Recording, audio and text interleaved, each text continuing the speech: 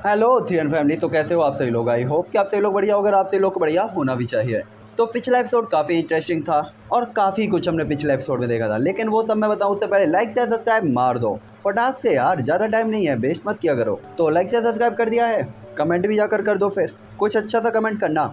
तो चलो अब आते हैं पिछले एपिसोड में। पिछले एपिसोड में आप लोगों को बता देता हूँ, पिछले एपिसोड में हम लोगों ने देखा हुआ होता है कि जियो याओ को अपनी हेल्प के लिए एग्री करा लेता है और इसके बाद वो लोग पहुंचते हैं गुइसू माउंटेन की तरफ। गुइसू माउंटेन में होते हुए वो लोग वहाँ की पॉइजनस मिस्ट से निपटने का एक तरीका भी खोज लेते हैं। पता नहीं कौन सा तरीका था, लेकिन था। देन हमने देखा था जॉन कहता है देखो पैट्रियट तुम यहीं रुको, अपन अंदर जाते हैं और देखते हैं क्या मामला है। जिसमें पैट्रियट जो भी आखिरकार समझ जाते हैं कि भाई जियोयान की सिचुएशन सही नहीं है, वो अंदर गए तो बोझ ही बनेंगे, इसलिए कहता है ठीक है भाई तू जा, मैं यहीं हूँ लेकिन जिंदा वापस लौट के आई हो। जिस पे जॉन कहता है ठीक है। साथ ही बीच में वो कुछ चीज़ें भी बताता है, कैसे ये गेट मिला, कैसे चाबी अभी कौन सा क्लीन मेंबर मर गया, कुछ ऐसा भी जो अपने पिछले एपिसोड में देखा है। देन हम देखते हैं अंदर पे ग्रीन मॉन्स्टर्स, वो जो काफ़ी क्वांटिटी में होते हैं, जो यान को अपनी क्वांटिटी का फायदा बनाकर घेर लेते हैं। बट क्या पेल दिए जाते हैं, क्योंकि जोयान का ग्रुप भी खतरनाक था भाई। शेर के सामने बब्बर शेर मिल गया। साथ ही यहाँ पे इन्हें पेलने की पूरी स्ट्रेटजी होती है नॉन एरिमिंग की, जिसके पास पॉइजन था।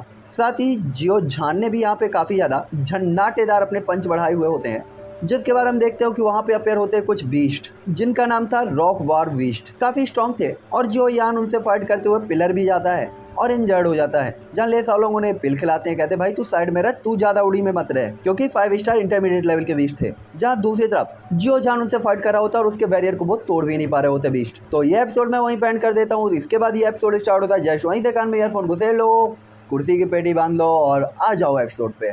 तो चलो जो यान को प्रोटेक्ट करते हुए ले सालोंग बैटल सिचुएशन को देखते हैं और अपनी फाइटिंग स्किल्स को एक्टिवेट करते हैं। इस टाइम पे वो किसी भी टाइम पे अटैक करने के लिए रेडी थे। इस टाइम पे आसमान के ऊपर पहले ही घने काले बादल घिर चुके होते हैं और साथ ही ये काफ़ी तेजी से घूम भी रहे होते हैं। साथ ही इन बादलों के कारण चारों तरफ तूफान भी काफ़ी खतरनाक तरीके से बह रहा होता है, जो कि चीज़ों को टुकड़ों में नष्ट करने की पावर को भी रखे हुए था। साथ ही इस तूफान के अंदर जो भी चीज़ें आ रही होती हैं वो धूल में बदल जाती है, जैसे मानो वो प्रभु के अंदर विलीन होना चाहती हैं और यहाँ पे हेवन और ह्यूमन एक साथ एक होना चाहते हैं। दूसरी तरफ ग्रेट हैमर बीस्ट को भी लगता है कुछ तो गड़बड़ है दया। साथ ही एक हाई लेवल के बीस्ट के तौर पर खतरे को फील करने की जो इसकी सेंस थी वो ह्यूमंस के कंपैरिजन में काफ़ी स्ट्रॉन्ग थी, उनसे वीक तो बिल्कुल भी नहीं थी।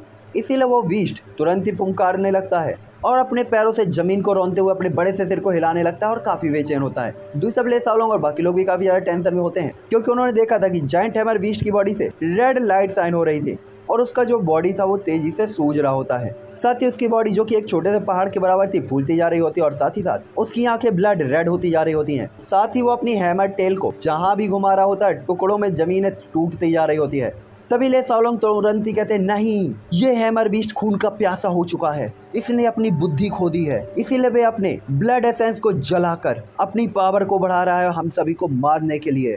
जियो जान सावधान। और ऐसा कहते हैं जीइंग भी तुरंत ही आगे आ जाती है। नॉन एर्मिंग वो भी अपने कोहरे को आगे बढ़ा देता है, क्योंकि उन्होंने देखा था कि इस बीस्ट की पावर 5 स्टार के लेट स्टेज के करीब पहुंच गई थी। साथ ही यहाँ पे ले सालोंग तुरंत ही कहते हैं तुम सभी को पता होना चाहिए, वो तुरंत ही बता दे कि तुम सभी को पता होना चाहिए कि बीस्ट उसी लेवल के ह्यूमन से काफ़ी ज़्यादा ताकतवर होते हैं और जब वो गुस्से में आ जाते हैं तो उनकी पावर और भी हाई लेवल पे हो जाती है। जानवर हमारी तरह कभी हो ही नहीं सकते भाई, हम लालची हैं, हरामी हैं, कमीने हैं, मक्कार हैं, धोखेबाज हैं, लालची हैं। मजाल जो जानवर में एक भी गुण मिल जाए, ऐसा जानवर इंसान जैसे नहीं बन सकते। इस टाइम पे हैमर बीस्ट अपने दिमाग को पूरी तरीके से खो चुका होता है और अंधाधुंध हमला कर रहा होता है, जिससे तो उसके जो साथी होते हैं वो भी इंजर्ड हो रहे होते हैं और यहाँ पे बाकी लोग भी इंजर्ड हो रहे होते हैं। दूसरा नॉन एर्मिंग की मिस्ट को तो उसने पूरी तरीके से इग्नोर मार दिया था कि अभी तो मुझे कोई मतलब नहीं। साथ ही ये बीस्ट इतना ज़्यादा बौखला गया होता है कि सीधा तूफान के डायरेक्शन की तरफ भागने लगता है कि तुम चूजों को नहीं मारूंगा, मैं तूफान को पेलूंगा।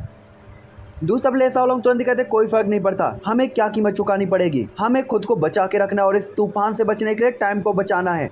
और ऐसा कहते वो तुरंत अपने माथे से ठंडे पसीने को हटाते हैं, जो देखकर जियो झान तुरंत ही गोल्ड हाउलिंग टाइगर को एक बार फिर से अपेयर करता है, जो कि पावरफुल तरीके से रोर अटैक करता है और इसकी सोनिक वेब अटैक की पावर के कारण जो हैमर बीस्ट होता है उसकी भी स्पीड धीमी हो गई होती है और आंखों में डर साफ साफ देखा जा सकता था। और इसी टाइम का फायदा उठाकर जियो जान तुरंत ही थोड़ा सा डिस्टेंस क्रिएट कर लेता, क्योंकि उसे पता था एक ही टाइम पे 12 प्लस रॉक बीस्ट का सामना करना बिल्कुल बेवकूफ़ी है। साथ ही साथ स्पेस में भी ट्रेबुलेशन हो रहे होते हैं और इस टाइम पे तो स्टॉर्म के सामने बिल्कुल भी नहीं। और इस टाइम पे ऐसा लग रहा होता है जैसे आसमान में भूकंप आ गया हो, स्पेस ढह रहा होता है और स्पेस में क्रैक्स क्रिएट हो रहे होते हैं। साथ ही स्पेस के क्रैक होने के कारण चारों तरफ ब्लैक डार्कनेस हो जाती है और ये ब्लैक स्टॉर्म की तरह लग रहा होता है। साथ ही बिजलियों के तड़कने की आवाज आ रही होती है, आसमान कांप रहा होता है, धरती कांप रही होती है। और इस टाइम पे ये स्टॉर्म इतना खतरनाक होता है कि पल ही भर में रॉक बीस्ट को कुछ भी एक्शन लेने का टाइम मिलता है उससे पहले ही वो वर्टेक्स स्टॉर्म उन्हें अपने अंदर खींच लेता है।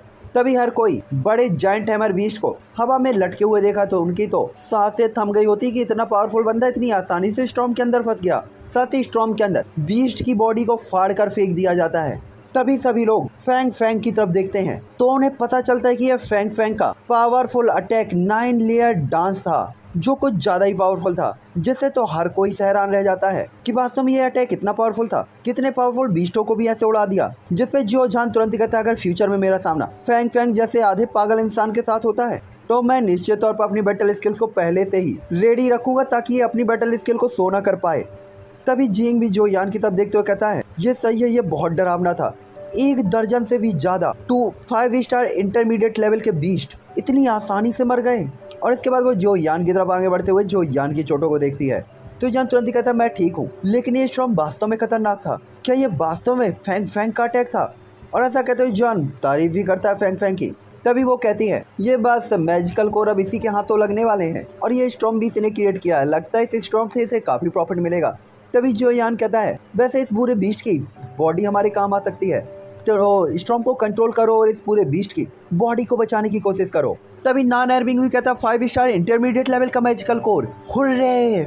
जिससे हर कोई चिल्लाने लगता है और खुश होने लगता है और हंसने लगता है। अभी वास्तव में ये लोग लाइफ और डेथ से बच के निकले थे, जहाँ ये बंदा वास्तव में मैजिकल कोर के बारे में चिंता था। तो उन्हें लगता है कि ये बंदा अभी भी पैसे के लिए इतना लालची कैसे हो सकता है। तभी नॉन एयरविंग कहता है अरे भाई मैं एक मॉन्स्टर हूँ, मैं इनकी एनर्जी को डायरेक्ट अब्सॉर्ब कर सकता हूँ। तभी ले साओलॉन्ग कहता है अरे चिंता मत करो, तुम्हें काफी सारे कोर्स मिल जाएंगे, आखिरकार हमारे यंग मास्टर जी हमारे साथ कभी बुरा बिहेव नहीं करते। ये सुनकर तो जियान भी हैरान हो जाता है कि वास्तव में ऐसा है क्या। और अब जियान को लगता है वो अकेला नहीं है जैसे मैजिकल कोर की जरूरत है, क्योंकि अब ये टीम है तो उसे ये मैजिकल कोर सब में बराबर बांटने पड़ेंगे और सारे रिसोर्सेज को एक साथ कंट्रीब्यूट करना पड़ेगा। और जियान इन सभी कामों में थोड़ा सा कच्चा था, इसीलिए उसे सिरदर्द फील होता है कि कैसे बांटूंगा, क्या हिसाब लगाऊंगा। हालांकि नॉन एयरविंग ने अभी बोलना बंद ही किया था कि तभी 1 दर्जन से ज्यादा ब्लैक शैडोज जमीन में गिरती हैं और बिल्कुल मेटेरॉइड की तरह लग रही होती हैं, चारों तरफ ब्लड की स्मेल होती है। साथ ही ये हैमर बीस्ट जहाँ जहाँ गिरे होते हैं काफी गहरी खाइयां बन गई होती हैं। तभी ये देखते हुए सब कोई कहता है हाँ ये रिकॉर्ड बुरा नहीं है, और इस देखते ही देखते स्टॉर्म गायब हो जाता है। साथ ही दर्जनों हैमर बीस्ट जो कि अनबीटेबल लग रहे थे पहले ही पूरी तरीके से खून से लथपथ होते और कई टुकड़ों में टूटकर मर चुके होते हैं। तभी जिंग तुरंत इन बीस्ट के खोपड़ियों को खोलते हुए उनके मॉइस्चर कोर्स को निकालने लगता है। साथ ही यह बीस्ट जिन्होंने अचानक से गुस्से के कारण अपने ब्लड एसेंस को जलाना स्टार्ट कर दिया था, उसके कारण जो कोर था उसकी क्वालिटी भी काफी इंक्रीज हो गई थी और पावर भी काफी बढ़ गई थी, जिससे सभी लोग काफी ज्यादा खुश होते हैं। तो दूसरी तरफ जियोजान इन बीस्ट की खाल उतारने लगता है, क्योंकि ये खाल पावरफुल आर्मर्स के काम आ सकती थी। तो दूसरी तरफ नॉन एयरविंग वो साला ब्लड एसेंस निकालने लगता है। उसे पता था कि ब्लड एसेंस काफी काम आ सकता है और काफी पिल्स में भी यूजफुल हो सकता है, 5 स्टार मैजिकल बीस्ट का ब्लड एसेंस। और जियान के ऑर्डर के तहत सभी को पता था स्किन भी अच्छी है, 5 स्टार का ब्लड भी काफी अच्छा और इसकी तो पूरी बॉडी ही अच्छी है। साथ ही इस बीस्ट के ब्लड एसेंस को अर्थ एट्रीब्यूट ब्लड एसेंस माना जा सकता था, जो मैरो पिल के लिए भी जियान के लिए काफी यूजफुल हो सकता था और पर्पल हार्ट पिल के लिए भी। जिसके बाद जियान के बाकी सभी लोग कहते हैं इस बार तो अच्छा खासा कल्टीवेशन हो गया, इतने रिसोर्सेज से तो हम माला माल हो सकते हैं। जिसके बाद जियोजान तुरंत ही कहता है मैं यंग मास्टर जियो से बस इतना ही कहना चाहता हूँ, हम जानते हैं आप काफी ब्रेव है, लेकिन प्लीज फ्यूचर में आप कभी भी ऐसे आगे मत आइएगा। आप खतरों को हमारे ऊपर छोड़ सकते हैं और अगर कोई खतरा है तो साथ में चलें, लेकिन अकेले नहीं। तभी जियान कहता है मैं तुम्हें इसे सहन करने दूं, मैं कायर नहीं हूँ, साथ ही ये मेरे को पसंद भी नहीं है, हम हमेशा साथ ही रहेंगे। और ऐसा कहते हुए जियोजान के कंधे को थपथपाते हुए थोड़ा सा इमोशनल हो जाता है और यह सुनकर तो सभी के दिल मेल्ट हो जाते हैं कि बस ऐसा ही तो लीडर चाहिए जो पैरों की जूती नहीं दोस्त और भाई समझे, हर किसी की परवाह करे, पावर कम होते हुए भी ये ना कहे कि तुम आखिर जाके उससे लड़ो, बल्कि साथ में आगे बढ़े। हालांकि जॉन पर्याप्त मजबूत नहीं था, लेकिन सच में वो काफी ज्यादा अच्छा था। जिसके बाद सूरज बेस्ट डायरेक्शन में अस्त हो जाता है और रात गहरी हो जाती है, जिससे जॉन और बाकी सभी लोग टूटी हुई दीवार के सामने झुककर रात में आसमान के ऊपर तारों को देख रहे होते हैं और दिल में तरह तरह की फीलिंग्स होती है। जहाँ जॉन कहते हैं ये जगह कहाँ है, मुझे ये भी नहीं पता, ये कितनी बड़ी है हमें ये भी नहीं पता, यहाँ से आगे बढ़ने के बाद हम जो ढूंढना चाहते हैं वो हमें मिलता है या नहीं ये भी हमें नहीं पता, लेकिन हमें खतरों को बिल्कुल भी इग्नोर नहीं करना चाहिए। जिसमें ले साओलोंग भी जुआन की तरफ देखते हुए तुरंत ही अपना सिर हिलाता है, क्योंकि स्पीड सील मॉस उन्हें अभी तक नहीं मिली थी और खतरे पहले ही काफी खतरनाक थे। उन्हें नहीं पता था कि अगर वो और डीप एरिया में गए तो कितने खतरनाक खतरे होंगे। साथ ही जुआन और बाकी सभी लोग को समझ में आ गया था कि यहाँ की सिचुएशन अच्छी नहीं है, इसीलिए सभी लोग रात में आसमान की तरफ तो देखते हैं लेकिन आग नहीं जलाते, क्योंकि आग की रोशनी के कारण यहाँ पे और भी परेशानियां अट्रैक्ट हो सकती थी। साथ ही जहाँ पे रुके हुए होते हैं वो ब्राउन कलर की रेत से ढकी हुई पूरी की पूरी प्लेस होती है। साथ ही टूटी हुई दीवारों के कारण ये खंडहर ऐसा लग रहा होता है कई वर्षों से ये रेत के स्टॉर्म के कारण बर्बाद हो चुका था। हालांकि वो लोग अपने अपने बारे में सोच ही रहे होते, लेकिन तभी आवाज आती है जिंग की और वो तुरंत कहता है देखो वो क्या है, और एक्साइटेड होकर कांपते हुए सामने की दीवार के कोने पर एक शैडो की तरफ इशारा करता है। जिंग जो थी वो किलिंग में काफी अच्छी थी, साथ ही शैडो को फील करने और पता लगाने में वो और भी ज्यादा बेस्ट थी। तभी जियोयान जिंग के फिंगर की तरफ इशारे को देखता है तो वहाँ ब्लैक कलर के पर्पल रेड ऑब्जेक्ट का एक टुकड़ा चुपचाप उसकी आंखों में दिखाई देता है, जिससे जॉन का दिल थोड़ा सा हिल जाता है। तभी जॉन उसके पास जाता है तो उससे हल्की सी स्मेल आ रही होती है और ये देखकर जॉन तुरंत ही चिल्लाते हुए कहता है लिंगिन मॉस। जिस चीज को ढूंढना जॉन को वाकई मुश्किल लग रहा होता उसे उम्मीद नहीं थी। उसे ढूंढने के लिए उसे कोई भी मेहनत नहीं करनी पड़ेगी और वो उसे यहाँ पे मिल जाएगा। जिससे जॉन खुश होता है तो सभी लोग हैरान होते हुए कहते हैं क्या ये लिंगिन मॉस है, हाई लेवल की मेडिसिनल इंग्रेडिएंट। इसकी तो कोई स्पेशल एट्रीब्यूट ही नहीं है, यहाँ तक कि इसकी स्मेल भी 3 फीट से ज्यादा दूर तक नहीं जा रही। हम तो इसे सच में नहीं ढूंढ पाते। साथ ही जॉन को याद था पहले उसे केवल एक टुकड़ा मिला था, लेकिन उसे यहाँ पे पूरा का पूरा झाड़ मिल गया होता है। हालांकि बीस्टो को मारने के बाद वो इस हिडन प्लेस में आ गए थे, लेकिन उन्हें यहाँ पे ये चीज़ मिलने की उम्मीद नहीं थी। हालांकि तभी सभी लोग कहते हैं ये लिंगिन मॉस है क्या, जिसमें जियोजान तुरंत कहता है ये लिंगिन मॉस बिल्कुल नॉन एर्मिंग की तरह बिल्कुल यूजलेस चीज़ है, कोई काम की नहीं। जो सुनकर तो सभी लोग हैरान होते हैं, नॉन एर्मिंग की तरफ देखते हैं जो थोड़ा सा उदास होते हुए एम्बेरस होते हुए हंसने लगता है। तभी जिंग कहता है कम से कम नॉन एर्मिंग काफी अच्छी है और कम से कम वो इतनी सुंदर है कि बाकी की लड़कियों को जेलसी तो फील होती है। हाँ बस उसका बिहेवियर थोड़ी कोल्ड है। दरअसल जो नॉन एर्मिंग उसका चेहरा बिल्कुल जेड व्हाइट होता है, आंखें स्टार की तरह, और अगर वो एक लड़की के कपड़े पहनती तो वो निश्चित तौर पर सभी लड़कों की जान ले लेती। तभी जो जान कहता अगर ऐसा होता है तो वास्तव में इसका पीछा करने वाला और इसके पीछे पड़ने वाला पहला पर्सन मैं ही होता। मुझे ये बताओ साला इसमें लड़की नॉन एर्मिंग है कि जी इंग है? मैं लड़की को ही भूल गया कि था कौन। राइटर ने मुझे कंफ्यूज कर दिया। जी इंग तो एक मोटा आदमी है मुझे लगता है। किसी को याद है क्या? बता देना अगर हो तो, नहीं तो फिर मैं नेक्स्ट एपिसोड में पीछे जाके देखूंगा। तभी नॉन एर्मिंग जो यान के पास जाते हुए कहता है तो ये स्पिरिचुअल सील मॉस का एक टुकड़ा है। साथ ही वो काफी खुश भी होता है। तभी जॉन कहता है निश्चित यहाँ पे बहुत सारी स्प्रेड मॉस है और भी यहाँ पे होनी चाहिए, हमें यहाँ पे और ज्यादा चीजें ढूंढनी चाहिए। साथ ही जॉन काफी एक्साइटेड था और अपने एक्साइटमेंट को छुपाने में कैपेबल नहीं होता। तभी हर कोई को ले साओलोंग कहते हैं यहाँ पे जल्दी से खोज मारो और ढूंढ मारो कहाँ कहाँ क्या क्या चीजें हैं। हालांकि रात अंधेरी थी, लेकिन 5 स्टार डाउडी लेवल के बॉयर के ऊपर इसका घंटा कोई इफेक्ट नहीं पड़ने वाला था और सभी लोग एक सेफ डिस्टेंस में चारों तरफ का देख रेख करने लगते हैं और कुछ ही टाइम के अंदर सभी को लिंगिन मॉस मिल जाती है। और इस टाइम पे सभी ने अपने अपने हिस्से से लिंगिन मॉस उठा ली होती है और जियान को काफी ह्यूज क्वांटिटी में ये मिल गई थी, जिससे जियान और बाकी लोगों की थकान पहले ही दूर हो जाती है और वो काफी खुश हो जाते हैं कि अरे मिल गया मिल गया। यंग मास्टर जो कहे ये काफी है, अगर ये काफी नहीं तो हम और भी ढूंढते हैं। और ऐसा कहते हुए जिंग मजाक करता है, साथ ही वो काफी खुशी भी दिखाई देता है। तभी नॉन एर्मिंग भी पॉइजनस फॉग को अपनी बॉडी में अफेयर करता है। साथ ही उसका चेहरा इतना क्यूट होता है कि लड़कियां उससे जेलिस हो सकती थी और वो इम्प्रेशन लेस हो जाता है। तभी जॉन कहता है ठीक है बस और परेशानी मत करो, इतना काफी है। और जोयान को मुट्ठी भर स्प्रेड सील मॉस मिल गई होती है। जिसके बाद जॉन फॉरेस्ट की तरफ देखता है तो वहाँ पे कभी कभी कुछ फीकी लाइट साइन होती हुई दिखाई दे रही होती हैं, जिसका मतलब तो वहाँ पे कुछ तो पावरफुल है। साथ ही सभी लोग वहाँ पे देखते हुए कुछ ना कुछ तो अननोन चीज को फील कर रहे होते हैं। तभी जोयान अपने दिल में सोचता है कि क्या उसे अंदर जाना चाहिए, लेकिन अंदर बहुत सारे खतरे होंगे और हो सकता है कोई पावरफुल बीस्ट आ जाए जो पलक झपकते उसकी टीम को मार दे। साथ ही उसे लिंगिन मॉस मिल चुकी है तो वो बाहर भी जा सकता है, लेकिन जोयान अनिच्छुक होता है क्योंकि ये मौका हो सकता है उसे दोबारा ना मिले। और अंदर आकर वो अगर बाहर चला गया और बिना पूरे जंगल को खोजे हुए तो हो सकता था कि ये चीज़ जोयान की ज़िंदगी में हमेशा ही बनी रहे कि अंदर क्या था।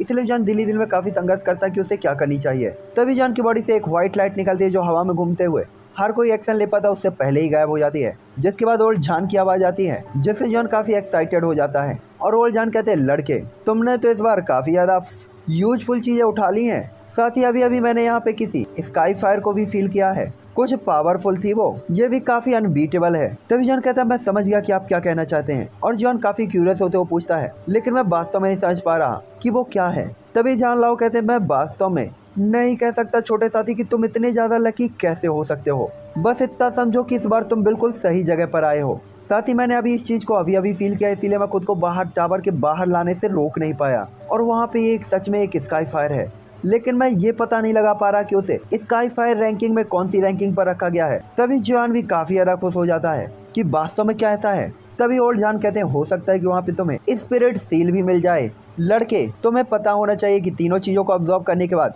तुम अपने फ्लेम मंत्र को अपग्रेड कर सकते हो। और ऐसा कहते हुए जान लाओ हंसने लगते हैं, जिसके बाद वो कहते हैं आगे क्या होने वाला है ये तुम पर डिपेंड करता है, तो तुम जाओ और अपने फ्रेंड्स को समझाओ। मैं तुम्हारी अब और मदद नहीं कर सकता, इसीलिए तुम मेरी तरफ तो बिल्कुल भी मत देखो। तभी जॉन अपने आपके सिर को उठाते हुए हर किसी की तरफ देखता है तो कहता है तुम सब लोग मुझे क्यों घूर रहे हो। तभी अचानक एक व्हाइट लाइट साइन होती है और वो तुरंत ही गायब भी हो जाती है। तभी सभी लोग कहते हैं हमें पता नहीं आपके पास कितने सीक्रेट्स हैं। दूसरी तरफ जॉन को समझ में नहीं आ रहा होता कि वो इन्हें क्या समझाए कि ओल्ड जॉन ने क्या कहा। साथ ही जॉन ओल्ड जॉन की आइडेंटिटी को यहाँ रिवील भी नहीं करना चाहता था, इसलिए जॉन अपने सिर के पिछले हिस्से को हिलाते हुए और खुजलाते हुए उन सभी की तरफ देखते हुए एम्बेरस होता है। तभी ले साओलोंग स्माइल करते हुए कहता है यंग मास्टर जियो को एम्बेरस ना करें, उनके पास कोई भी सीक्रेट नहीं है। शायद ये यंग मास्टर जियो का कोई गुप्त विश्वास पात्र पर्सन होगा। ले साओलोंग ने जो कहा वो सुनकर सभी लोग हंसने लगते हैं और कहते हैं ये सही था गुरु।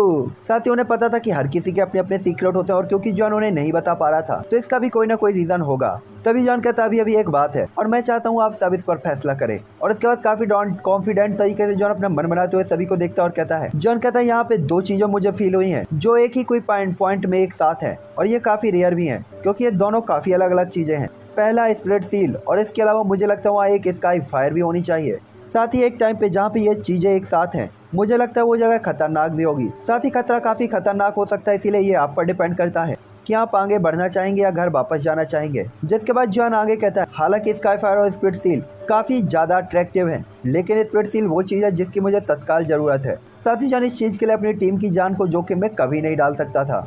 इस टाइम पे जो यान के चेहरे के इंप्रेशंस को देखकर सभी लोग समझ जाते हैं कि स्पिरिट सील मॉस जिसके बारे में उन्होंने नहीं सुना था यही वो चीज होगी जिसे जॉन ढूंढने आया था। साथ ही भले ही वो नहीं जानते थे कि स्पिरिट सील जॉन किस लिए चाहता था, क्योंकि जॉन एक एल्केमिस्ट था। उन्हें यह भी पता था कि जॉन के लिए स्काई फायर भी काफी इंपॉर्टेंट है। साथ ही इस टाइम पे जॉन स्पिरिट सील और स्काई फायर दोनों ही अजीब चीजों को पाने का चांस छोड़ सकता है, वो केवल सिर्फ अपने फ्रेंड्स और सबऑर्डिनेट्स के लिए है। और ये सोचकर तो सभी लोगों को थोड़ा सा बुरा लगता है कि वास्तव में जॉन उनके बारे में इतना सोचता है। साथ ही वो काफी एक्साइटेड हो जाते हैं और दिल फीलिंग से भर जाता है कि अगर उनका लीडर ऐसा है तो उनके लिए तो वो 1000 बार मरने के लिए तैयार हैं। इसीलिए सभी लोग अपना सह लाते हुए जो यान के सामने छाती तान के खड़े हो जाते हैं और कहते हैं मैं यंग मास्टर जियो को फॉलो करने को तैयार हूँ और यंग मास्टर के रास्ते में जो भी बाधाएं आएंगी मैं उन सभी को दूर करने को तैयार हूँ।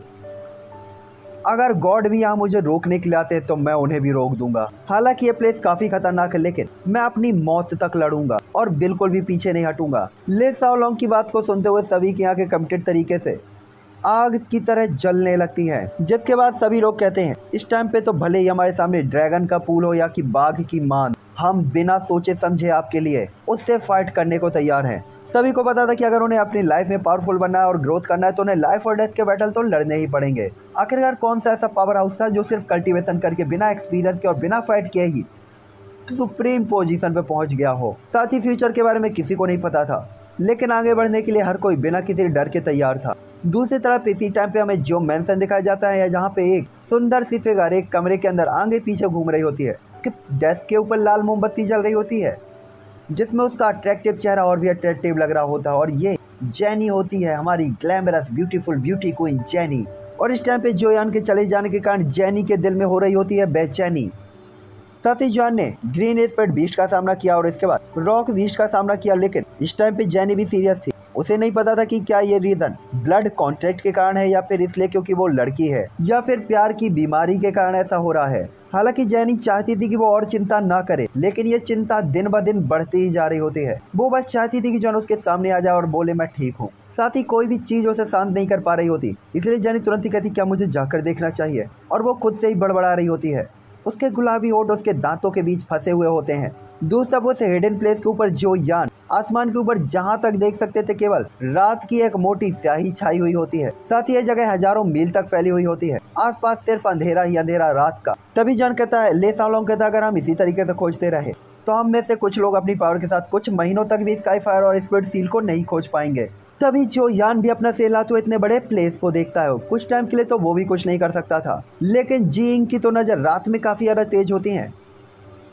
इसीलिए वो सभी लोगों को लीड करने का फैसला करता है कि बस मेरे पीछे पीछे आते रहो। तभी आगे बढ़ते बढ़ते उनको एक काफी ऊंचा आसमान तक छूने वाला पहाड़ दिखाई देता है, जिसका पीक लेवल वो देख ही नहीं पा रहे थे। ये पाताल को, आसमान को चीर कर ऊपर जा रहा होता है। तभी जिंग इसके ऊपर की ओर इशारा करता है, कहता है ऊपर कुछ तो स्टोन्स की इमारतें हैं। जो देखकर ले सालोंग कहता है इस डेसोलेट एरिया के ऊपर हो सकता है कि कोई एशियन पैलेस हो, जो कि यहाँ का मेन सिटी रहा हो। तभी जान कहता है शायद यही वो जगह हो जहाँ पे स्काई फायर और स्पिरिट सील है।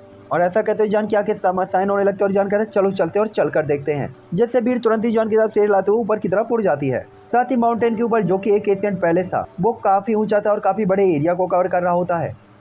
साथ ही इसे पहाड़ पर बनाया गया था, लेकिन हवा के कारण ये रेत से डूबा हुआ होता है। साथ ही रेत के कारण ढके हुए होने के कारण ये बड़ी मुश्किल से लगभग समतल हो गया होता है। साथ ही सिटी की जो वॉल थी बिल्कुल एक मेटल की तरह काफी स्ट्रॉन्ग होती हैं। साथ ही मेन सिटी का एंट्रेंस गेट के ऊपर एक बड़े से बीस्ट का सिर लटका हुआ होता है, जो कि 200 मीटर का होता है, जो कि एक कॉपर के गेट पे लगा हुआ होता है, जो लोगों के दिल में बेचैनी को पैदा कर सकता था। साथ ही उस बीस्ट के सामने 4 ऑब्जेक्ट रखे गए थे और हर एक एशियंट ऑब्जेक्ट की जो लंबाई थी वो 20 से 30 मीटर थी। साथ ही ये लोहे के हुक थे और चांदी के स्ट्रोक जो काफी लग्जीरियस लाइट प्रोड्यूस कर रहे होते हैं। जिसके बाद वहीं पे ले सालोंग एक एशियंट इनक्रिप्शंस को रीड करते हुए कहता है निर्वाणा इल्यूजन। और इसके बाद वो उन 4 एशियंट इनक्रिप्शंस और पात्रों को देखते हुए कहता है लगता है इन्हें बहुत टाइम पहले एशियन टाइम पे लगाया गया था और मुझे नहीं पता ये कितने सालों से ओरिजिन में है। तभी जॉन भी कहता है तुम सही कह रहे हो, आज के ये जो वर्ड है ये आज के कंपैरिजन में इनके फॉन्ट काफी ज्यादा स्ट्रिक्ट और हार्ड है। साथ ही यही एक रियल इंट्रेंस गेट होना चाहिए। और ऐसा कहते हुए जो जान भी अपनी भौहें चढ़ा लेता है और कहता है हम ये किस तरीके की जगह पे आ गए, चलो अंदर चलकर देखते हैं, शायद कुछ अच्छा मिल जाए। तभी फैंग फैंग हैरान होते हुए कहता है रुको भाई, अभी अभी हमने जो कुछ भी डिजास्टर फील किया वो केवल इस निर्वाणा इल्यूजन के बॉर्डर पर थे। अंदर सोचो कितने खतरनाक झटके हो सकते हैं, कम से कम इससे तो ज्यादा ही खतरनाक होंगे। जब सभी लोग फैंग फैंग की बात सुनते हैं तो यहाँ तक तो जिंग और बाकी सभी लोग भी थोड़ा सा हैरान हो जाते हैं और कहते हैं हो सकता है कि यहाँ पे रहना थोड़ा सा और कठिन हो। तभी ले सालोंग अपनी मुट्ठियों को भीजते हुए कहता है यंग मास्टर जी अगला स्टेप क्या होना चाहिए। तभी जॉन कहता है यहाँ तक आने के बाद क्या हम वास्तव में पीछे हट सकते हैं। तभी जॉन कहता है हर कोई एक सेफ डिस्टेंस को क्रिएट करो और आगे बढ़ो। जिसके बाद सभी लोग आगे बढ़ने लगते हैं और पूरे रास्ते धुएं के बादल छाए हुए होते हैं, कोई कुछ भी नहीं कहता और आगे बढ़ रहे होते हैं और काफी अलर्ट होते हैं। साथ ही काफी रोमांचक तरीके से इस जगह को एक्सप्लोर करने के लिए सभी के दिल में काफी अलग अलग एक्साइटमेंट थे, तो कुछ डर भी होता है। तभी जिंग जो कि अचानक से एक जगह की तरफ देखते हुए कहती है देखो वहाँ पे काफी सारे मैजिकल कोर हैं। और ये लड़की हमेशा ही कुछ ना कुछ मिस्टीरियस चीजें देखती ही रहती थी। जिसके बाद वो माउंटेन के पास एक छोटे से एरिया की तरफ इशारा करती है जहाँ पे एक छोटी सी पहाड़ी दीवार की तरह हड्डियों का ढेर होता है और वहीं पे काफी सारे स्प्रेड कोर बिखरे हुए होते हैं। ये देखकर ले सालोंग तुरंत कहता है ये स्थान वो जगह होनी चाहिए जहाँ पे बीस्टों को डेड बॉडीज को दफनाया जाता था, या मॉन्स्टर्स का ग्रेवयार्ड भी हम इसे कह सकते हैं। और हजारों या कि सैकड़ों हजारों सालों से यहाँ बहुत सारे मॉन्स्टर्स और बीस्टों को दफनाया गया होगा। अफसोस की बात है कि इस जगह का साइज बड़ा नहीं है। और ऐसा कहते हुए सभी लोग कहते हैं यंग मास्टर जियो आप तो सच में काफी लकी हैं। और सभी लोग मॉन्स्टर कोर्स की तरफ पहुंच जाते हैं और उन सभी कोर्स को इकट्ठा कर लेते हैं। साथ ही इन कोर्स को प्राप्त करने के बाद इतनी आसानी से उन सभी ने देखा था इनमें से ज्यादातर 5 स्टार के थे, जिससे सभी लोग काफी खुश होते हैं। साथ ही इस टाइम तक आसमान में पहले ही अंधेरा था और आसमान तारों से बंधा हुआ होता है। लेकिन इस जगह की सबसे अजीब बात यह थी कि यहाँ पे आधी जगह पर लाइट थी और आधी जगह पर अंधेरा, जो देखकर तो सभी लोग काफी हैरान होते हैं क्योंकि आमतौर पर ऐसा देखना काफी मुश्किल होता है। तभी जो जान कहता है ये जगह सेल्फ क्रिएटेड प्लेस होना चाहिए, यहाँ पे हमारे डाउडी कॉन्टिनेंट के जैसे मून नहीं है, इसीलिए यहाँ पे ऐसा एटमॉस्फेयर है। ये देखकर जॉन तुरंत ही कहता है हर कोई अलर्ट रहना और कोई भी मिस्टेक नहीं करना। जिसके बाद जॉन भारी कांस्य गेट कॉपर गेट को धक्का देकर ओपन करता है और वो गेट ऐसे ओपन हो रहा होता है जैसे कोई काफ़ी लंबी हिस्ट्री ओपन होने वाली हो और चारों तरफ धूल उड़ने लगती है। जिसके बाद अंदर का एरिया काफ़ी बड़ा होता है और ऊपर नीले पत्थर से बने हुए दीवारें लटकी हुई होती हैं। साथ ही ये दीवारें एशियन डिजास्टर के टाइम के सीन को दिखा रही होती हैं और टुकड़े टुकड़े में टूटी हुई होती हैं। साथ ही यहाँ पे बैटल और फाइट के निशानों को भी देखा जा सकता था। साथ ही बैटल के टाइम के काफ़ी सारे पैटर्न्स को यहाँ पे क्रिएट किया गया था, जिन्हें देखकर हर कोई हैरान होता है क्योंकि ये पैटर्न और इमेजेस बिल्कुल रियल लग रही होती हैं। और ये देखकर तो वास्तव में कोई आर्टियर या कि पेंटर वास्तव में उदास हो सकता था कि ये पेंटिंग वास्तव में इस लेवल तक क्रिएट की जा सकती हैं, जिससे हर कोई हैरान होते हुए कहता है एशियन टाइम के लोग सच में कितने ज़्यादा पावरफुल थे। जिसके बाद हर कोई आगे बढ़ने लगता है और इन इमेजेस और चित्रों को देखने लगता है, जिसमें पूरे रास्ते फाइट के जंग के दाग भी लोग देख रहे होते हैं। जिसके बाद इस गेट के बाहर निकलने के बाद सभी के सामने एरिया खुल जाता है और गिरी हुई दीवारें सभी को दिखाई देने लगती हैं। साथ ही इन गिरी हुई दीवारों के ऊपर हरियाली जमी हुई होती है और हल्का सा ठंडा और चारों तरफ फैला हुआ होता है। तभी नान एर्मिंग एक ढही हुई दीवार की तरफ इशारा करते हुए कहता है वहाँ खोपड़ी डली हुई है, जिसके बाद उनसे ज़्यादा दूर नहीं और बालू के ऊपर आधी स्नो वाइट खोपड़ी दिखाई देती है, जो करीब से निरीक्षण करने पर देख सकते थे कि इसकी हड्डी पहले ही लगभग खराब हो चुकी थी। साथ ही इस हड्डी के अंदर काफी गोल गोल छेद होते हैं, जैसे लग रहा होता है किसी वेपन से इसे छेदा गया हो, जिससे जॉन कहता है ये जगह तो काफी मिस्टीरियस, अननोन और खतरनाक है। साथ ही यहाँ पे वेल ऑफ वाइन्स चारों तरफ बिल्कुल एक नेट की तरह गुथी हुई होती हैं। तभी जो जॉन अचानक से कहता है खतरा और अपनी ओरिजिन को तुरंत ही अनलेस कर देता है और एक शील्ड क्रिएट करते हुए व्हाइट टाइगर को अपेयर करके सभी को कवर करता है। तभी नान एर्मिंग भी हैरान होते हुए कहता है वो सामने क्या है। इस टाइम पे उन्होंने अपने सामने एक ब्लैक लहरदार शैडो को देखा होता है, लेकिन वो अच्छे से नहीं देख पाए थे। साथ ही ऐसा लग रहा होता है कि ये 50 लोगों से भी ज्यादा लोग हैं। साथ ही वहाँ से तीर बिल्कुल बारिश की बूंदों की तरफ बस रहे होते हैं। हालांकि ये तीर सौभाग्य से इनकी पावर काफी ज्यादा पावरफुल नहीं थी और जोयान की डिफेंस शील्ड के कारण ये जो एरो होते हैं उन्हें रोक दिया गया होता है। जिसके बाद एक साथ सभी लोग सांस लेते हुए धीरे धीरे ब्लैक शैडोज बाहर आती हैं, तो उनके सामने के जीवों के घोड़े जैसे 4 खुर होते हैं और बॉडी को कवर करने वाली आड़ी तिरछी जेब्रा क्रॉसिंग की तरह लाइन होती है। मोटी पूंछ जो पीछे लगातार घूम रही होती है, लेकिन उनका ऊपरी शरीर इंसानों की तरह होता है, जिसके 2 हाथ होते हैं और हाथों में धनुष बाण होते हैं, तो किसी के हाथ में भाला होता है। साथ ही उनका चेहरा मुखौटे से ढका हुआ होता है और सिर नीचे किए होने के कारण उनका कोई भी सिर नहीं देख पा रहा होता।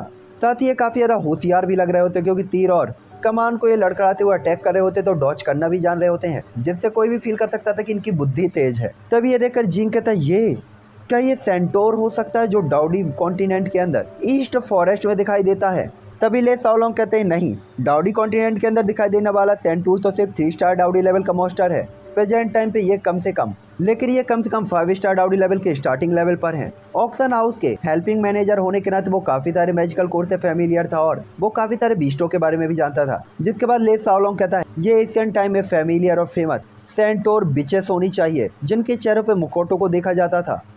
ये स्वाभाविक तौर पर सेल्फ क्रिएटेड है। सेंटोर विच काफी ज्यादा स्ट्रॉन्ग तो नहीं होती, लेकिन ये काफी ह्यूज ग्रुप में आती हैं और काफी होशियार भी होते हैं। इनके पास कुछ मैजिकल स्पेल होते हैं जादू टोना टाइप, जो कि उनकी पावर को इंक्रीज करते हैं। साथ ही ये काफी मिस्टीरियस और अनप्रेडिक्टेबल है और इन्हें काफी बड़ा सिरदर्द माना जाता है। हालांकि ले साओलोंग से सभी लोग सुनने के बाद जब ये सुनते हैं कि इनके पास 5 स्टार की स्टार्टिंग लेवल की पावर, तो सभी लोग थोड़ा सा रिलैक्स फील करते हैं। तभी ले साओलोंग कहते हैं इस तरीके के बीस्ट की पावरफुल स्पीड होती है, लेकिन इनका डिफेंस काफी स्ट्रॉन्ग नहीं होता, इसलिए हर किसी के डिफेंस के साथ नान एर्मिंग और जीइंग इसे रोक सकते हैं। और ऐसा कहते हुए जीइंग तुरंत ही जब ये सुनता तो उसके डबल ब्लेड तुरंत ही उसके हाथों में साइन होने लगते हैं। हालांकि जब सभी लोग थोड़ा सा रिलैक्स फील करते तभी उन सेंटोर बिचेस के मुखौटों से अचानक ही एक ऑरा निकलता है और उनकी बॉडी को कवर करता है और उनके हाथों में जाते हुए बोझ से अचानक ही सैकड़ों लाइटिंग एरोस निकलने लगते हैं। ये देखकर ले साओलोंग तुरंत ही कहते हैं अच्छा नहीं, कुछ तो गड़बड़ है। लेकिन अब तक काफी देर हो चुकी होती है और हजारों तीर एरो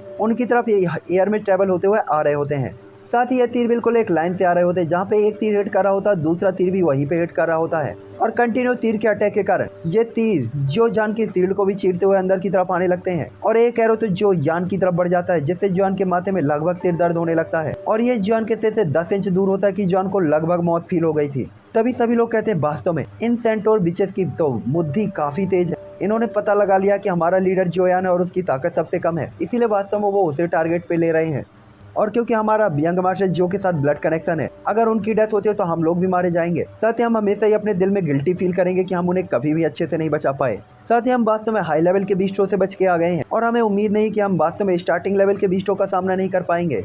उन्हें वास्तव में उम्मीद नहीं थी कि उनका ओपोनेंट इतना पावरफुल होगा, जिससे उन्हें लगता है कि उन्हें अपने ओपोनेंट को कम नहीं आंकना चाहिए था, लेकिन कीमत इतनी ज्यादा लग रही थी कि इसे कोई भी बर्दाश्त नहीं कर सकता था। दूसरा इस टाइम पे जियो मैंसन के अंदर लाल डेस्क के अंदर जेनी कागजों और कुछ जरूरी कामों के लिए झुकी हुई होती है। अचानक ही उसका चेहरा पीला पड़ जाता है। साथ ही लंबे टाइम से उसके दिल में जो बेचैनी थी वो और भी ज्यादा अग्रेसिव होने लगती है, दिल फड़कने लगता है, दिल में दर्द होने लगता है। साथ ही उसके दिल में अचानक से दर्द होता है जैसे कि उसका दिल चीर रहा हो कोई, और उसे लग रहा होता है कि शायद ये ब्लड कॉन्ट्रैक्ट के कारण पैदा हुआ है, जिससे जेनी तुरंत ही अपना सिर उठाती है और आंखें साइन होती हैं, जिससे वो तुरंत ही कहती है ये ब्लड कॉन्ट्रैक्ट है। क्या ऐसा हो सकता है कि जॉन को कुछ हुआ है? जेनी अचानक से घबरा जाती, वो बिल्कुल अपना बैलेंस खो देती है, उसकी सांसें अनजाने में तेज हो जाती हैं, सीना ऊपर नीचे होने लगता है, जिसके बाद जेनी तुरंत ही उसी डायरेक्शन की तरफ उड़ने लगती है जहाँ से उसे ये ऑरा सेंस हो रहा होता है, और तुरंत ही कहती है अगर किसी ने भी उसे हाथ भी लगाया तो मैं उसे जान से मार दूंगी, और अगर उसे कुछ भी हुआ तो फिर मैं भी नहीं जीना चाहती। इस कुछ दिनों के दौरान किंग हावरान और काफी सारे एल्डर्स जो मैंसन में नहीं थे और जेनी के पास उनका इंतजार करने का भी टाइम नहीं था। वो बस प्रार्थना कर सकती थी कि जॉन और बाकी सभी लोग ठीक हो, और वो उसी डायरेक्शन में दौड़ रही होती है जहाँ से उसे ये ऑरा फील हो रहा होता है। साथ ही ब्लड कॉन्टैक्ट को फील करके वो जियोन की लोकेशन को भी लॉक कर लेती है।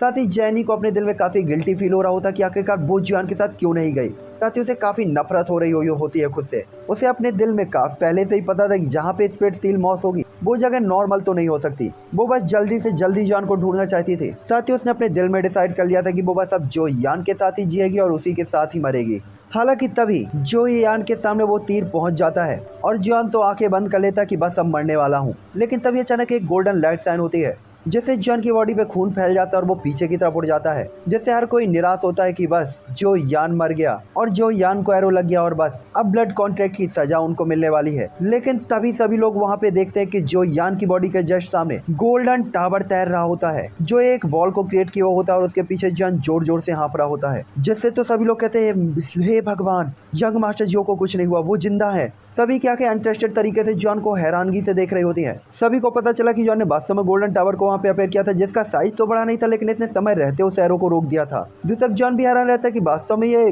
टावर इतना मिस्टीरियस है क्या, पता नहीं है किस मेटल से बना है, लेकिन जो यान किसने जान बचा ली थी और इसमें खरोंच तक नहीं आई थी। तभी जान लाओ की आवाज आती है, तुम बच्चे काफी ज्यादा बेकार हो, और इसके बाद वो टावर गायब हो जाता है। इस टाइम पे तो जान लगभग मर सकता था, जिसके बाद वो कहते हैं अगर ये जोटा इस गोल्डन टावर की पोजीशन के लिए नहीं होता तो मैं वास्तव में इस एरो को भी रोकने के लिए नहीं आ पाता। मैं केवल इस टावर के साथ ही तुम्हारी हेल्प कर सकता था, लेकिन मैं तुम्हारी अब कोई हेल्प नहीं कर सकता। जिससे जॉन भी थोड़ा सा उदास होता है और वो पागलपन के तरीके से पावरफुल होना चाहता था, क्योंकि बार बार की अनसक्सेसफुल होने का जॉन काफी दुखी हो गया था। साथ ही वो अपनी टीम के ऊपर प्रेशर भी नहीं बनना चाहता था, क्योंकि अभी अभी ब्लड कॉन्ट्रैक्ट के कारण उसकी पूरी टीम समाप्त हो जाती। तभी सभी लोग यंग मास्टर जो करते हो जो यान को घेर लेते हैं। जो जान जो कि काफी ज्यादा उदास होते हुए दिखाई देता, वो तुरंत ही सबसे पहले मजबूत करते हुए सबसे स्ट्रॉन्ग शील्ड को अपेयर करता है। दूसरी तरफ ले सालोंग तुरंत कहता है मैं वास्तव में लॉर्ड को सिक्योर करने में सेफ नहीं रहा, कृपया मुझे माफ कर दें यंग मास्टर जियो। और ऐसा कहते हुए लेग सालोंग दुखी होते हुए अपना सिर झुका लेता है और कहता है वास्तव में यंग मास्टर जियो मेरे कारण काफी बार घायल हुए हैं, मैं जियो जान इसके लिए वास्तव में काफी एम्बेरस हूँ।